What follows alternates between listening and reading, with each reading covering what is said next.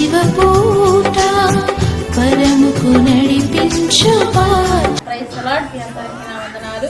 ఉదయకాలపు దీవెన ఆశీర్వాదాలు దేవుడు మీకు మీ కుటుంబానికి దేవుడు అనుగ్రహించిన గాక. ఈరోజు వాగ్దానాన్ని చదువుకుందాం.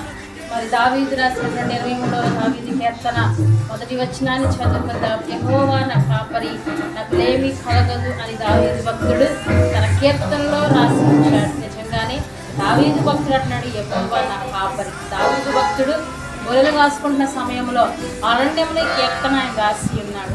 యెహోవా నా కాపరి అని చెప్తా ఉన్నాడు. మరి గొర్రెలకు దావీదు భక్తుడు కాపరిగా ఉండి పచ్చిక బయళ్ళలో మేపుతా ఉన్నాడు.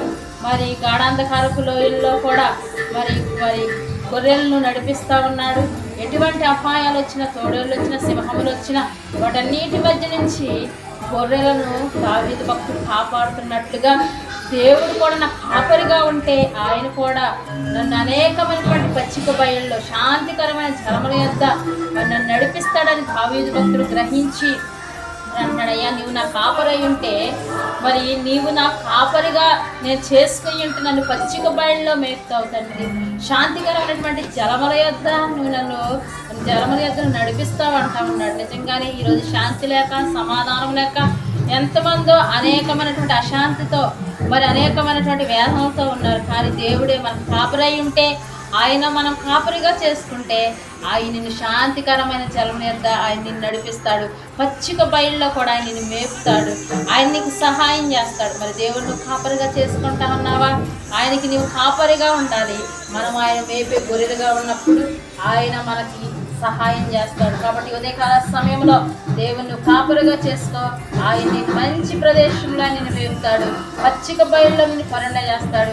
శాంతికరమైనటువంటి జలముల యొద్ద ఆయన నిన్ను నడిపిస్తాడు. దేవుడి వాగ్దానాన్ని దీవించి ఆశీర్వదించగా దేవాన్ని వందనాలు, స్తోత్రాలు తండ్రి. నాయన ఉదయకాల సమయంలో ప్రభువా నువ్వు నాకు కాపరిగా ఉండి సహాయకులుగా ఉండి నాయన తోడై ఉండి నడిపించండి. పచ్చిక బయళ్ళలో మమ్మల్ని మా కుటుంబాలను నాయన నడిపించండి. శాంతికరమైన జలముల యొద్ద మమ్మల్ని నడిపించండి నాయన.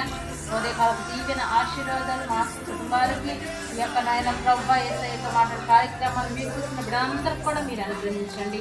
ఈరోజు జన్మదినం, వివాహ దినాలు జరుపుకున్న సంవత్సరంలో దయాకిరీటంగా ధరింపచేయండి. ఆశీర్వదించి పైవాని గురించి సహాయము దయచేయమని యేసయ్య నామమున అడిగి వేడుకుంటాం తండ్రి.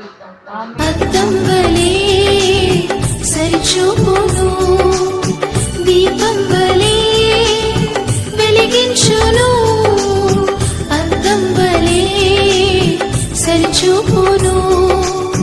విలువైనది బలమైనది నా యేసు నీ నోటి మాట. విలువైనది బలమైనది నా యేసు నీ నోటి మాట. యేసయ్య మాట జీవపూట పరముకు నడిపించు బాట. యేసయ్య మాట జీవపూట పరముకు నడిపించు బాట.